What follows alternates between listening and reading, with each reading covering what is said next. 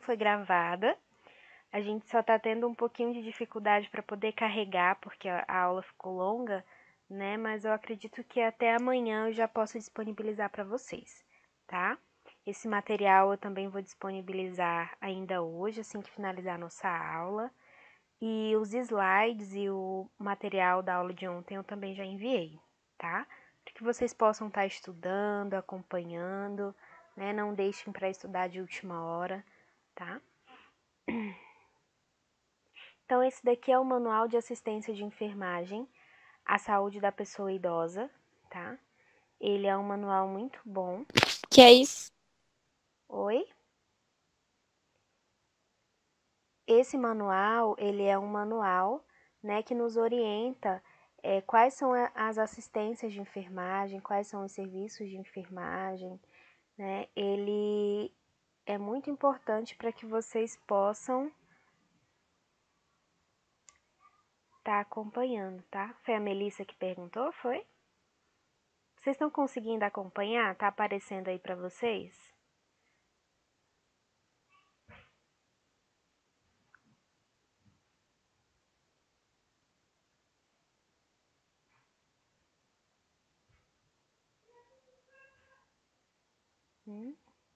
Aparece, meninos, para vocês na tela aí de vocês o manual que eu tô apresentando?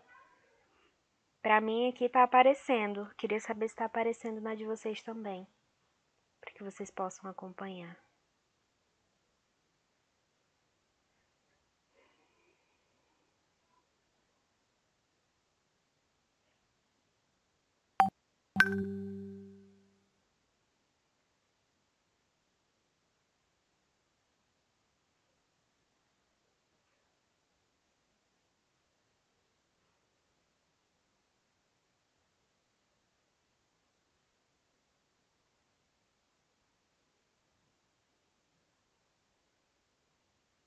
Só um pouquinho, tá, gente?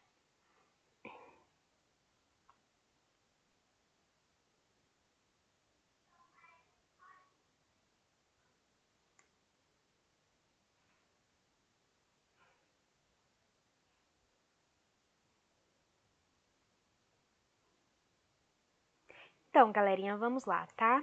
Dar início à nossa aula. Hoje a nossa temática serão os principais agravos, né? Os principais tipos de adoecimento que atingem a pessoa idosa. Nós vamos iniciar hoje e finalizar amanhã, tá bom? Primeiro de tudo, meninos, a gente vai iniciar com as quedas, tá? Esse índice de quedas nas pessoas idosas, ele é extremamente alto e ele causa diversos comprometimentos, tá? Na saúde da pessoa idosa. Por exemplo, já vi alguns casos, né, de idosos que vão tomar banho, escorregam no chuveiro, tem um traumatismo craniano, né? E a partir dessa queda trazem diversas outras consequências, né? Então, a partir dessa queda, ele se torna mais dependente dos familiares, ele diminui a sua independência. Lembram lá que a gente falou, né, ontem na nossa aula da dependência, independência? E muitos desses casos de quedas, eles trazem esse maior grau de comprometimento, tá, do indivíduo. As quedas, então, elas representam um importante problema, né, para as pessoas idosas e estão associados o quê? A elevados índices de morbimortalidade, tá? Vou destacar aqui para vocês acompanharem também. Então, assim, esses casos de quedas, eles levam a óbito, tá? Então, professora, eu estou fazendo técnico de enfermagem, né? Por que eu tenho que me preocupar, então, com as quedas dos idosos? Porque a queda de um idoso dentro de uma unidade de saúde, né, dentro do seu serviço de saúde, durante o seu plantão, é uma responsabilidade da equipe de enfermagem, tá? Então, nós precisamos estar muito atentos a isso. A gente observa muito queda de pacientes da maca, tá? Do leito. Por isso, a importância de manter aquela proteção elevada, tá? Melissa, eu não entendi a sua dúvida. Se você puder repetir, tá?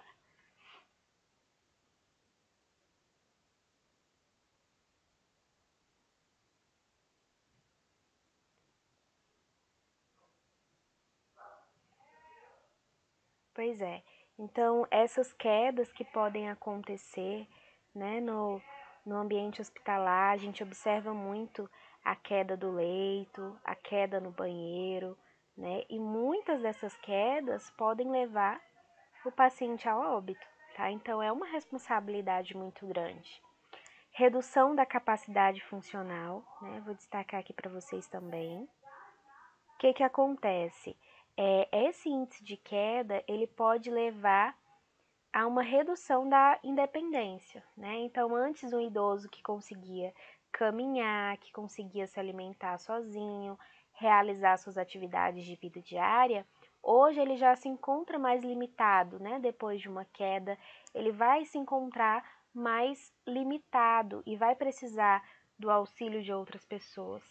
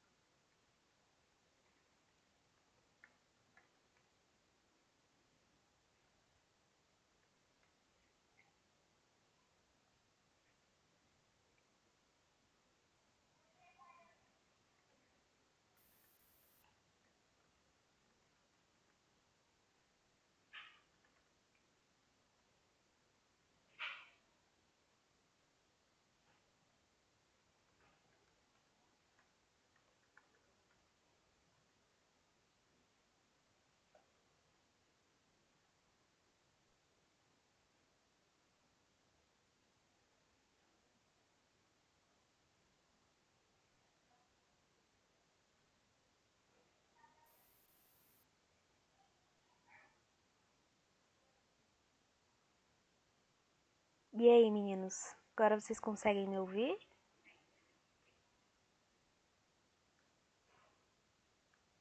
Ah, que bom. Eu já tinha começado, eu tava aqui falando sozinha, então, né? Então vamos lá, voltar. Voltar da estaca zero. Mas, gente, eu ia terminar a aula aqui e não sabia. Vou desmarcar aqui o que eu tinha marcado. Então tá, meninos, hoje o tema da nossa aula são os principais agravos à saúde da pessoa idosa. Não, Gilberto, você entrou na hora certa. A gente estava te esperando, foi isso que aconteceu, tá? Boa noite, vamos lá. Então, na nossa aula de hoje, nós vamos estudar os principais agravos à saúde da pessoa idosa, tá? Dentre esses agravos, um dos principais é o elevado índice de queda, tá, galerinha? As quedas, elas representam um importante problema para a pessoa idosa e estão associados a elevados índices de mortalidade, tá? Então, esse elevado índice de queda, ele pode levar o idoso, inclusive, a óbito, né? Então, é uma situação muito preocupante, na qual nós precisamos estar atentos, né? Pode causar também, ó, redução da capacidade funcional, certo? Então, lembram lá que ontem nós discutimos a questão da dependência do idoso? Então, a partir do momento que o idoso ele sofre uma queda, a partir do momento em que ele sofre uma queda, ele pode se tornar mais dependente, né? Ele pode estar mais limitado para a realização de algumas atividades. E assim como a institucionalização precoce. Então, muitas vezes, esse idoso, a partir do momento que ele sofre uma queda, ele precisa ficar internado, né? E a hospitalização a esses idosos, ela nem sempre é muito favorável. Ele pode vir a adoecer por outras causas dentro do ambiente hospitalar, adquirir uma infecção hospitalar, né? Então, essa institucionalização do idoso, nem sempre ela vai ser viável, tá? E aí você pode me perguntar também, né? Professora, se um paciente ele cai, né, dentro do hospital, o paciente foi tomar banho ou então o paciente caiu da cama, é responsabilidade da equipe de enfermagem, tá? Nós precisamos estar atentos, acompanhar, né, essa mobilidade do paciente e ela pode ser extremamente grave. Por isso a importância, né, de acompanhar, de avaliar os riscos, certo? O enfermeiro, em todas as consultas, deve questionar a ocorrência e a frequência de quedas. Essa informação, ela possibilita a identificação dos riscos, certo? Então, a gente sempre tem que estar atento, né? Conversar, conversar, perguntar se o idoso ele consegue caminhar bem, se ele precisa de ajuda, se ele cai com frequência, né? Quantas vezes isso aconteceu. Então, nós precisamos ter todas essas informações para que a gente possa prestar a assistência adequada ao nosso idoso, tá? Nós precisamos também observar o ambiente em que essa pessoa idosa vive, tá? E o risco que essa residência ela apresenta a esse idoso. Lembram lá que a gente apresentou ontem o Estatuto do Idoso, não foi? E a gente viu que o idoso ele precisa estar credenciado, cadastrado em uma unidade de referência, em uma unidade básica de saúde. E essa unidade básica de saúde tem que realizar visitas domiciliares a esse idoso. Durante essa visita domiciliar, a equipe ela vai avaliar, né, o ambiente em que aquele idoso se encontra. É um ambiente de risco? Né? Então, tudo isso tem que ser observado, tá? Exemplos, né? Quais são os exemplos que devem ser observados dentro de uma casa? Presença de escadas, tá? Se tem escada ou não. Ausência de sinalização no término dos degraus, ausência de corrimãos, iluminação. Isso daqui é muito comum a gente encontrar, né? Porque idoso, não sei os idosos que vocês conhecem, mas a idosa que eu tenho aqui na minha casa ama tapete. É tapete na geladeira, é tapete no fogão, é tapete na pia, é tapete em todo canto, né? E esses tapetes, eles são um risco muito grande aos idosos, né? Tanto que eles podem escorregar, tropeçar. Então, eles aumentam muito esse risco de queda, tá? Alguns obstáculos, como, por exemplo, fios elétricos, pisos mal conservados, dentre outros obstáculos que podem levar esse idoso a cair, tá?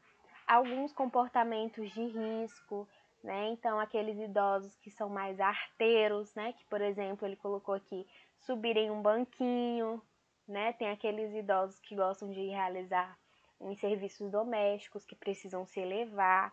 Então, tudo isso a gente precisa observar, tá? Para avaliar o risco que esse paciente tem em cair. Existem algumas causas, né, que podem estar relacionadas à queda desse idoso.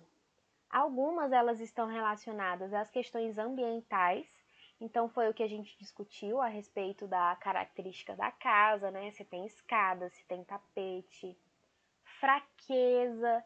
Lembram ontem também que a gente falou que os idosos eles podem apresentar uma redução da marcha, né? Então, um andar mais lento, um distúrbio, uma alteração nesse andar, tá? A questão da fraqueza, tontura, alteração postural, hipotensão ortostática. Vocês sabem o que é essa hipotensão? Quem sabe o que é a hipotensão ortostática?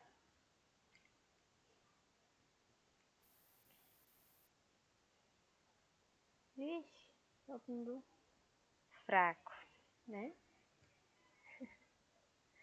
Não. A hipotensão ortostática é quando tem uma diminuição da pressão arterial à medida que você se levanta. Acho que isso já deve ter acontecido com alguém. Você está deitado, você se levanta muito rápido, sua visão fica turva, né? Fica tudo escuro, parece que você vai desmaiar. Isso já aconteceu com vocês? Isso nós chamamos de hipotensão ortostática, tá? A nossa pressão diminui por conta desse levantar muito rápido, tá? Isso normalmente acontece quando você está deitado ou sentado e levanta de forma muito rápida, tá? Jussara, não é labirintite, tá? Na verdade, é uma situação que acontece de forma mais frequente, né? Não necessariamente seja labirintite, tá? Deu para entender?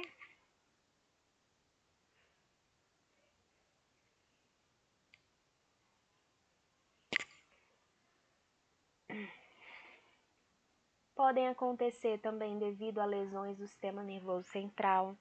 Então, às vezes, o idoso ele tem um AVE, né, que agora nós chamamos de AVE, acidente vascular encefálico, e devido ao AVE, ele tem uma queda, ele sofre uma queda, né? Então, ele fica, na verdade, com duas lesões, do AVE e da queda. A síncope, tá, que é o desmaio, a redução da visão também, o que é muito comum. O idoso, ele normalmente ele tem uma alteração na visão, né? Essa visão ela fica mais limitada. E é justamente essa visão limitada, né, pode dificultar o seu caminhar e pode levar ao idoso a cair, tá bom? Então, essa redução da visão ela também é muito frequente. Então, aqui, essas quedas, elas são importantes marcadores de diminuição da capacidade funcional, né? Então, muitas vezes, após essa queda, o idoso ele fica mais limitado na realização das suas atividades, ele fica mais frágil, tá? E com isso, ele se torna mais dependente para a realização das suas atividades. As principais complicações das quedas são lesões das partes moles, né? Então pode ter uma lesão muscular, uma lesão na pele. É só um pouquinho, gente, que eu vou pôr meu computador para carregar. Então eles podem ter, né, essa lesão das partes moles, eles têm uma maior probabilidade também de formação de hematomas, né? Fraturas, restrição prolongada ao leito. Então, muitos eles acabam perdendo, né, os seus movimentos, diminuindo muito os seus movimentos, o que faz com que ele fique restrito ao leito, a hospitalização, fraturas, hematoma subdural. Esse hematoma vai ocorrer na região encefálica, né, extremamente perigoso, incapacidade, pode até mesmo levar à morte, tá? Então, assim, é uma situação na qual nós precisamos estar extremamente atentos. E é uma situação muito, muito, muito, muito recorrente, tá? Eu tenho certeza, quando vocês estiverem trabalhando, vocês vão cuidar de um idoso com lesões de uma queda.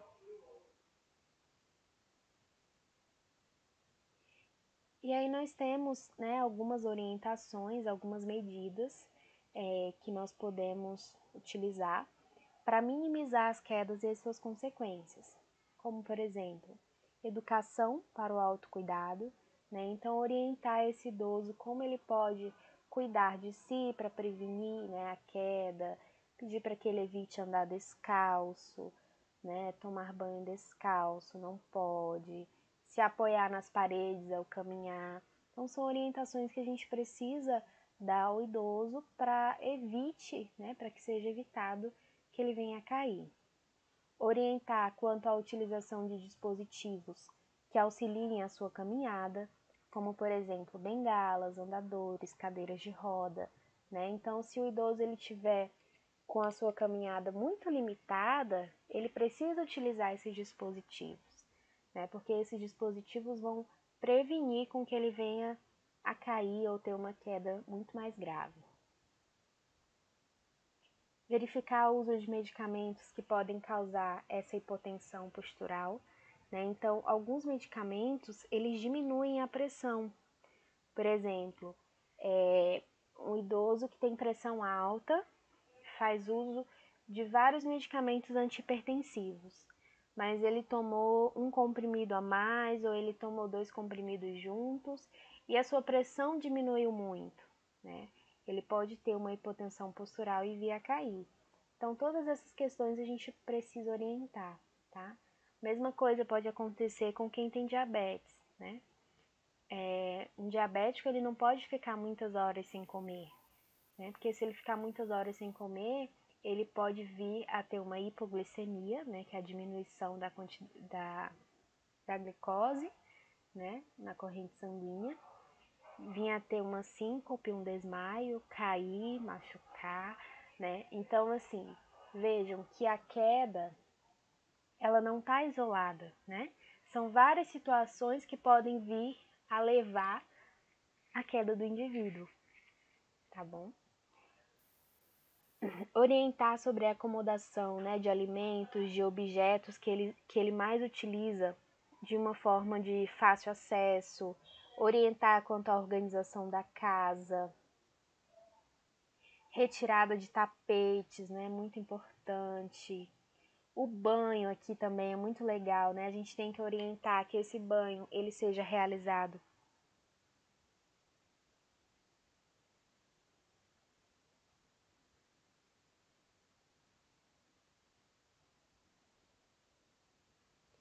isso, Gilberto, mas não necessariamente a pessoa precisa estar dormindo, tá? Ela pode estar deitada, pode estar sentada, e aí assim que ela levanta de forma muito rápida, né, de forma muito brusca, o que pode acontecer? Sua pressão diminui, e aí ela vai sentir tudo isso que você falou, né, a tontura, o apagão, e isso faz com que possa levar o idoso à queda, tá?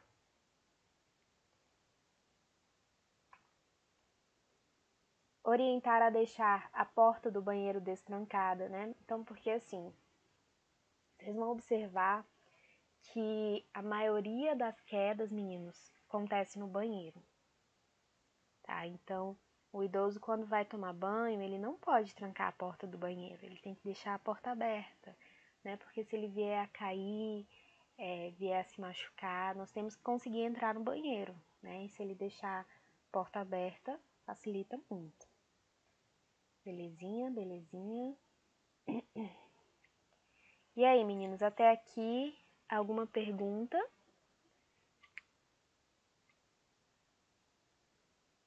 Vocês têm alguma dúvida?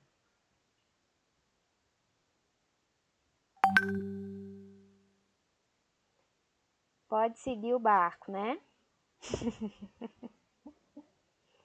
Diga, Jussara, tem alguma pergunta?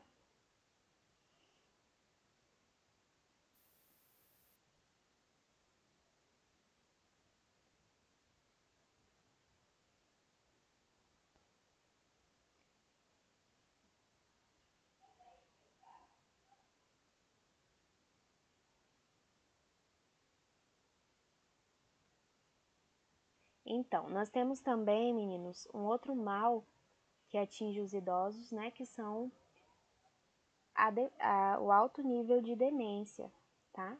Essa demência, ela também pode estar ligada, relacionada à queda, né? Porque um paciente que tem alto nível de demência, ele também tem maior probabilidade de vir a sofrer um acidente e uma queda, tá?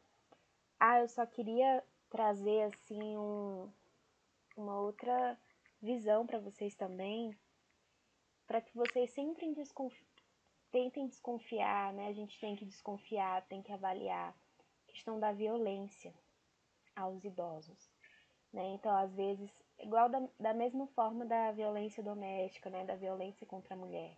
Alguns idosos chegam machucados, né? Com hematomas, se referem à queda, mas a gente também tem que desconfiar da violência, tá? Contra os idosos, porque infelizmente ainda acontece muito, tá? Violência contra esse grupo, uma violência que vem, né, dentro da própria família, filho, neto, que bate nos idosos, né? Então, assim, a gente tem que Tem que ter muita atenção em relação a isso também, tá? Avaliar, como que eu vou saber, né? Eu tenho que avaliar esse idoso de forma completa, né? Eu tenho que saber como que tá esse idoso, né, na sua totalidade, né? Eu tenho que conversar com ele, né? E à medida que você conversa, né, com o idoso, ele vai se abrir e vai contar para você. Então, por isso assim que eu digo sempre, né? A gente tem que conversar com o nosso paciente, né? Ouvir o nosso paciente, perguntar, questionar.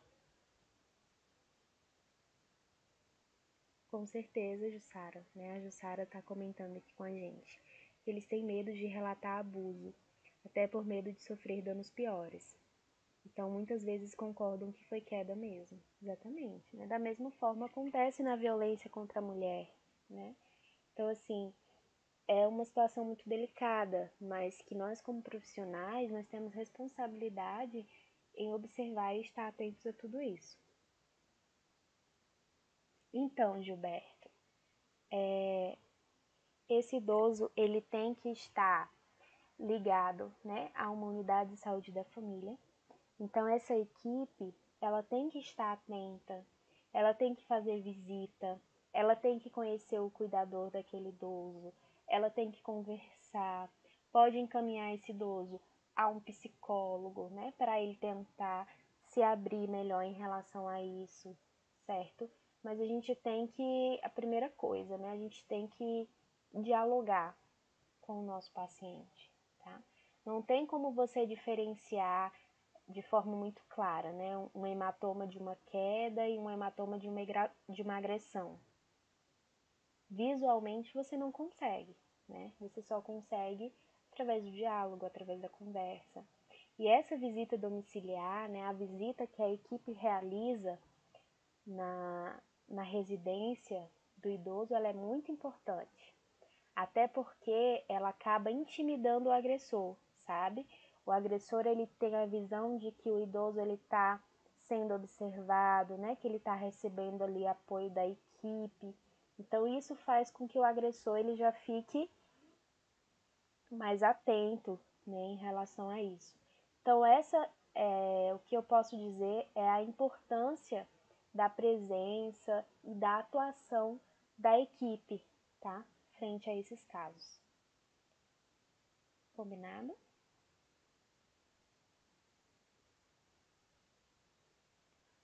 A Ivete está perguntando, né? Por que tem idosos que são agressivos? Bom, Ivete, existem algumas circunstâncias, né? Existem circunstâncias de caráter, né? A pessoa sempre foi assim, vai continuar sendo, né? Mas também existem alguns transtornos, tá, galerinha? Existem alguns transtornos mentais que podem levar a esse aumento da agressividade, tá? E aí precisa-se, né, identificar esses casos de transtornos, a pessoa necessita de acompanhamento, de tratamento, né? Precisa tomar remédio. E aí a gente tem que acompanhar isso, tá? Sim, Pamela, o Alzheimer pode ser genético, sim, tá? A gente vai, inclusive, estudar sobre a doença de Alzheimer aqui, tá?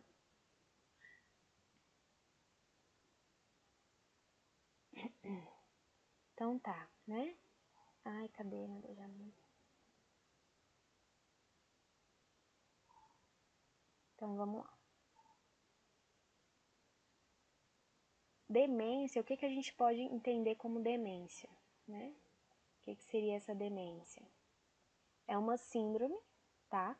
Caracterizada pelo prejuízo do nível intelectual, tá? Então a pessoa ela tem um prejuízo intelectual, de aprendizado, de cognição, tá? De realização de atividades. Esse comprometimento então envolve a memória, né? Existem algumas síndromes que pode causar perda de memória recente, perda de memórias passadas, perdas de memória de forma generalizada, tá? Algumas alterações também a nível da linguagem, orientações, habilidades construtivas, pensamentos, tá? Resoluções de problemas, praxis, que no praxis é a questão da movimentação, da realização de atividades, certo? E essa demência, ela causa alteração em quê? No desempenho profissional e social, tá? Então, é uma demência, não é uma perda de memória branda, né? Uma perda de memória leve. É uma perda de memória grave, né? Associada a outros fatores que podem causar alteração nesse desempenho profissional e social, né? Causando um prejuízo na vida do indivíduo. E aqui nós temos alguns tipos de demência, tá? Que eu vou apresentar aqui para vocês as mais importantes, para que vocês possam acompanhar.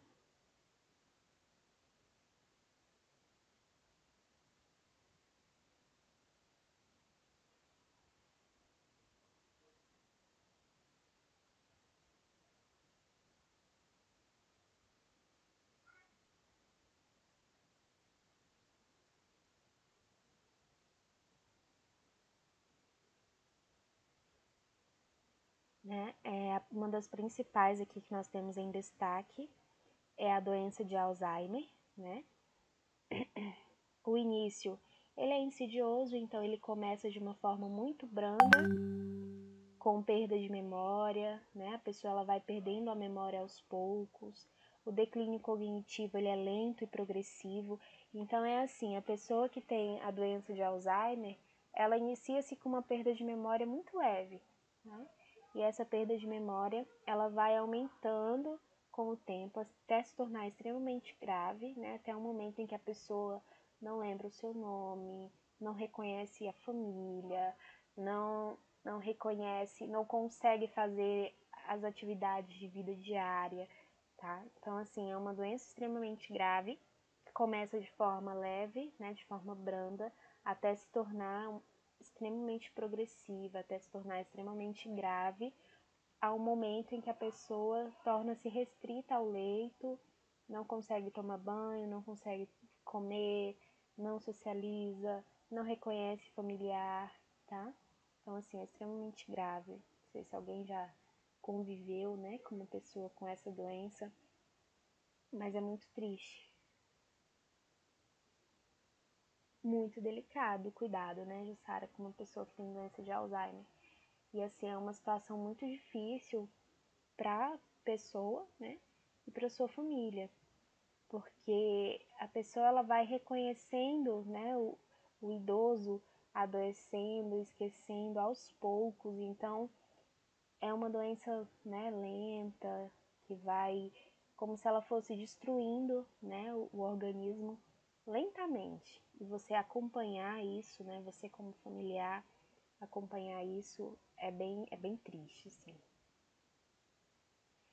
Nós temos também a demência vascular, né, que em geral ela é acometida por um acidente vascular encefálico, tá? Assim como outras alterações neurológicas.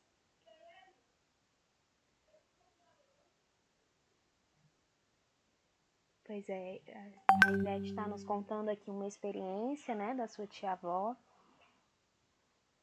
Nela, eles também têm uma fase, né, de agressividade, onde eles se tornam mais violentos, mas é porque, assim, justamente o indivíduo, ele para de reconhecer, assim, seus familiares, de reconhecer a sua função na sociedade, né? Ele perde completamente a consciência, né, da situação. E é muito triste.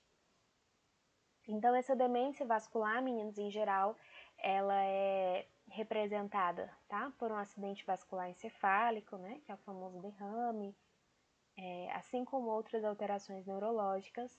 Ela acontece de forma abrupta, né, então ela é de forma rápida e também causa diversas alterações na cognição, na memória, na performance motora, tá? Nós temos a demência de leve, por exemplo. Essa demência ela já não é tão recorrente, né? Ela é caracterizada principalmente por alucinações visuais, tá? Tem um outro exemplo, a doença de Pique, também não muito recorrente.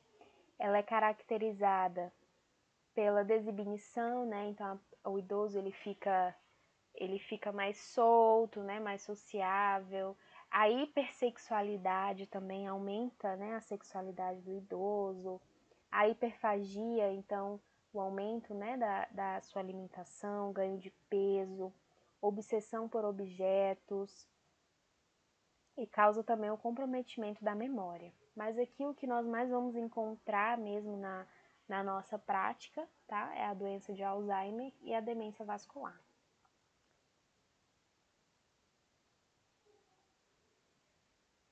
O Gilberto está comentando, né? Que nesse caso ele tem memórias passadas, né? Preservadas, e algumas memórias presentes já foram, né? Destruídas. Provavelmente ele reconhecesse os seus filhos crianças, né, mais jovens, mas a fisionomia dos seus filhos mais adultos, ele já não consegue mais reconhecer, tá? Isso também é um tipo de demência, tá? Muito presente nos idosos. Então até aqui tá tranquilo, né?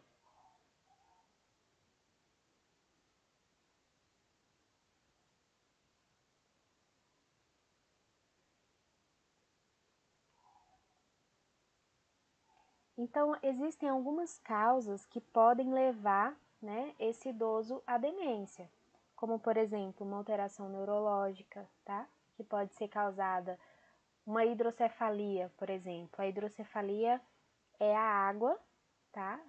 É a água no cérebro, a presença de água no cérebro. Tumor, né? Algumas doenças infecciosas, como meningite, tá?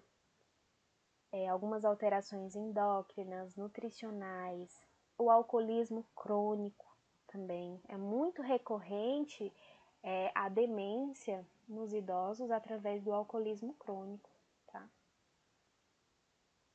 O alcoolismo crônico associado a uma cirrose hepática, né? Tudo isso pode levar a esses casos de demência.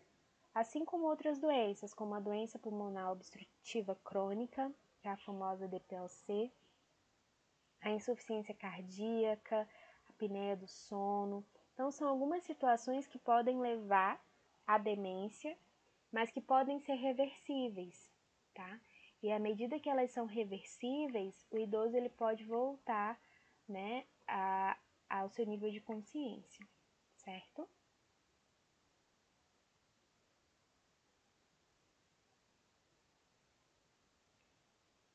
Essas demências, elas podem ser tratadas através do uso de medicamentos, né?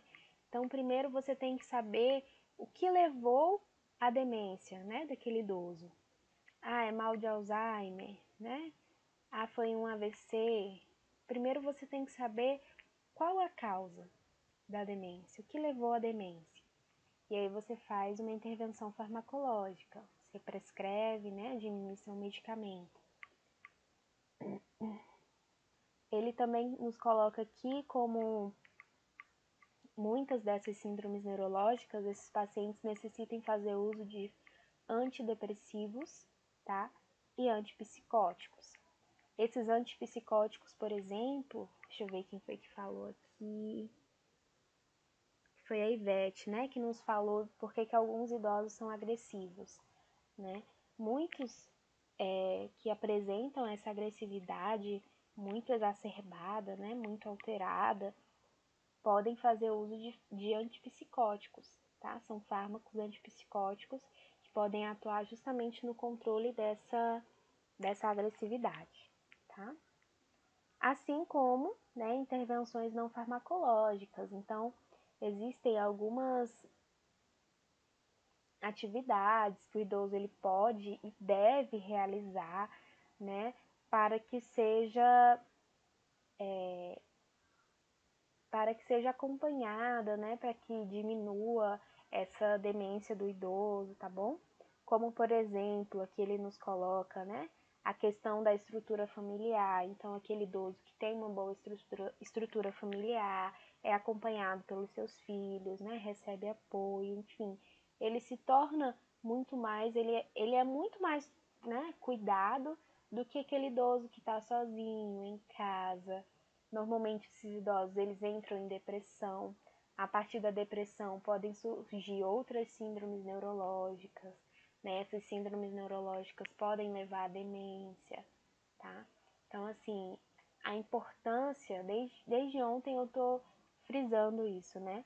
A importância da família presente, né?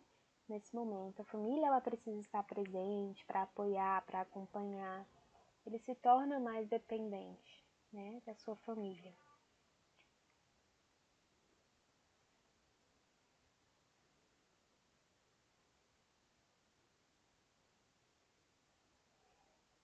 Demência, ok?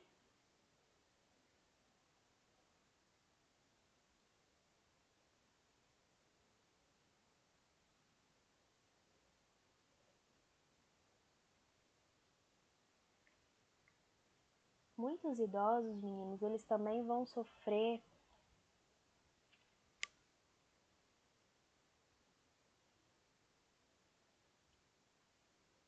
Gilberto que está nos comentando, né, a respeito de que alguns familiares não assumem, né, essa responsabilidade pelo cuidado. E a gente viu na aula de ontem também, né, que está inclusive escrito no Estatuto do Idoso, que é a responsabilidade da família, né, o cuidado desse idoso. E, e a questão da importância da base familiar. Assim como uma criança precisa ter uma estrutura familiar, precisa de apoio familiar, né? O idoso ele também necessita, tá?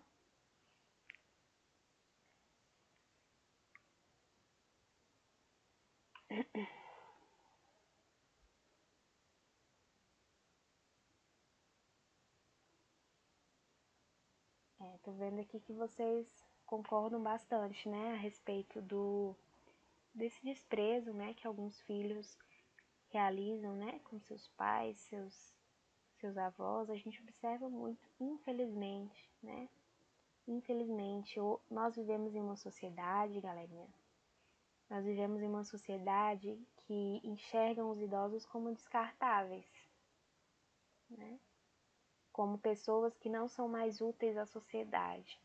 E eu falo isso tanto do lado político, né? Como a gente pode observar que nós não temos políticas de apoio aos nossos idosos, como na nossa própria estrutura familiar, né?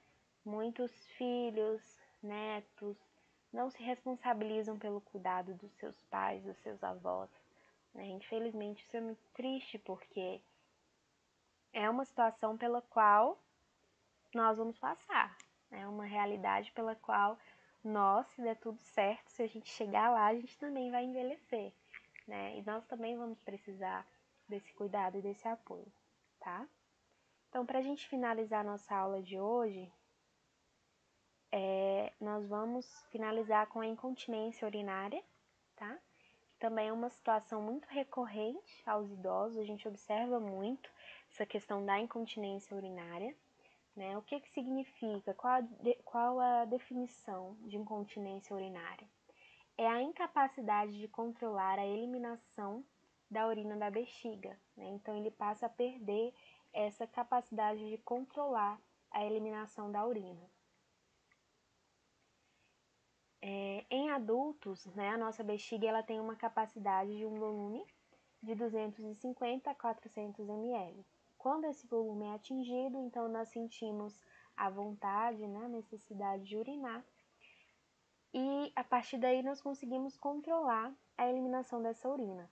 Só que muitos idosos, eles acabam perdendo, né, essa capacidade da bexiga, ela diminui.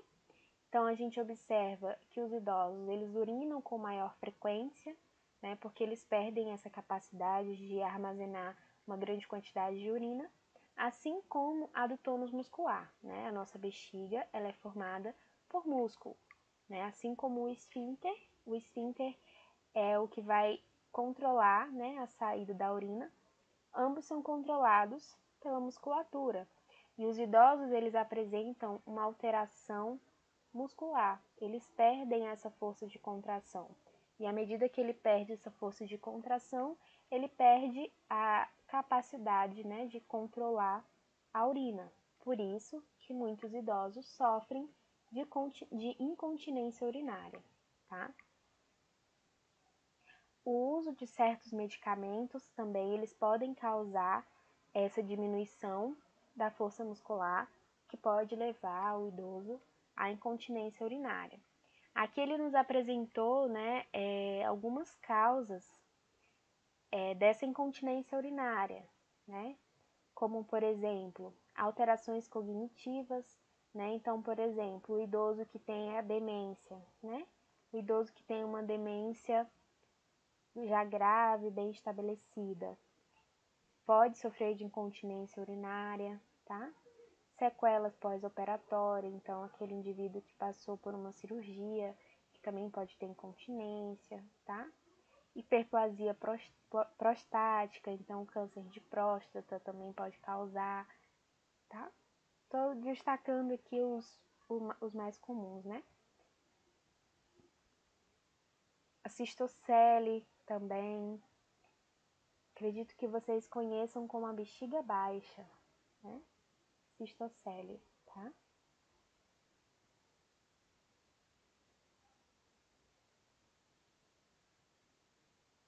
Então, dentre outras causas, né, que podem levar a essa incontinência urinária.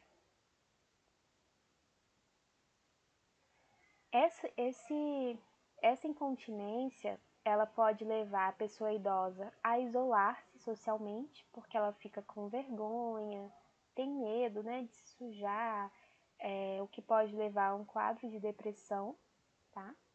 Quadro de depressão, e a gente tem observado um aumento da depressão nos idosos, certo? Pode causar lesões na pele também são muito comuns de acontecer, tá? Na região do períneo. Lesão por pressão, né? Úlceras de decúbito, enfim, né? Então, podem causar, essa incontinência urinária, ela pode causar diversas outras consequências graves ao idoso, né? Então, nós precisamos cuidar e tratar a causa da incontinência. Dentre as intervenções de enfermagem, né? Então, o que a gente pode fazer? A gente está com o idoso, né? E aí a gente tem que tomar algumas medidas de cuidado, né? Frente a esse idoso que está com uma incontinência urinária. Algumas dessas seriam manter uma rotina de atividade, então orientar com que esse idoso caminhe, realize exercícios, mantenha contatos sociais, né, justamente para prevenir a depressão nesses idosos.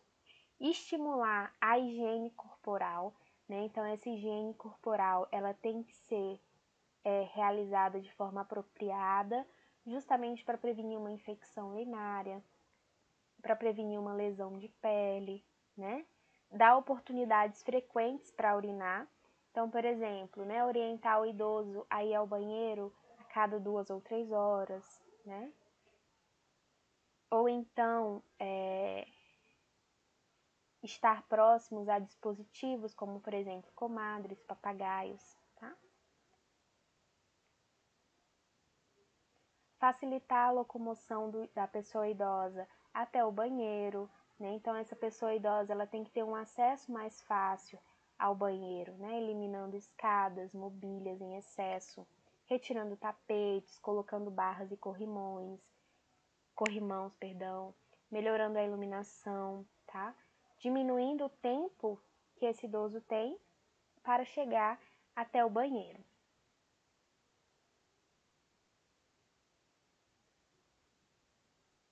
Existem alguns exercícios também que nós podemos orientar, né? Um exercício de contração, onde nós orientamos o idoso a contrair o músculo de 6 a 10 vezes por 5 a 10 segundos, né? Essas contrações elas devem ser feitas de 4 a 6 vezes ao dia e ela vai ajudar muito nesse controle da micção. Mas principalmente eu acho que a gente tem que orientar, galerinha, em relação à higiene, tá? Essa higiene perineal, ela tem que ser realizada de uma forma muito apropriada, né, para prevenir o surgimento de lesão, né, o surgimento de dermatite. Aqui ele nos apresenta a dermatite amoniacal, né, que pode ser a dermatite causada pelo uso de fraldas, tá? E aí a gente tem que estar muito atentos em relação a isso. Porque que quando um paciente ele está internado, né, há muito tempo, ou então restrito ao leito, nós recomendamos o uso de sonda vesical de demora, né? Porque se a pele, né, do paciente ficar em contato direto com a urina por muito tempo, pode surgir o aparecimento de lesões. Então, o uso de uma sonda vesical de demora para um paciente que está restrito ao leito, ela é essencial para prevenir o surgimento desse tipo de lesões, tá? Por fim, né, o enfermeiro, o técnico de enfermagem, deve incentivar a pessoa idosa a procurar sobre os problemas da incontinência e encorajá-los a procurar um tratamento específico, tá? Bom, meus amores, hoje nós vamos finalizar aqui, tá? Com a incontinência urinária. Amanhã nós vamos estudar hipertensão arterial e diabetes, tá bom? Eu vou mandar esse material aqui ao grupo de vocês podem acompanhar por lá, tá? Se vocês tiverem alguma dúvida também, por favor, né, se manifeste, não guarde a sua dúvida para você. Alguém tem alguma pergunta do nosso conteúdo?